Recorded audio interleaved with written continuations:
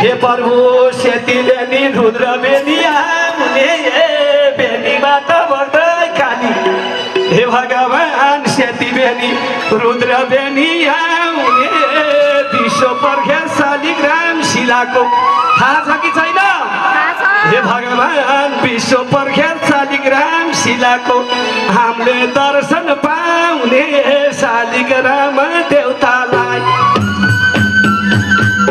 कोटि नमस्कार हो शालिग्राम देवतालाई कोटि नमस्कार हो शालिग्राम देवतालाई कोटि नमस्कार हो शालिग्राम देवतालाई कोटि